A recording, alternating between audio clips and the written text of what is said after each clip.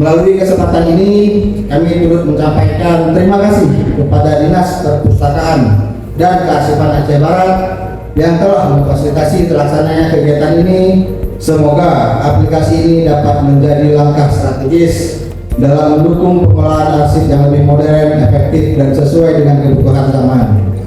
Terutama karena kita dalam kondisi efisiensi, mungkin ini sangat membantu, dan saya yakin Pak Kadis, OPD Aceh Barat ini semuanya nggak gaptek, semuanya melek teknologi. Mungkin di awal aja teman-teman dari teman-teman.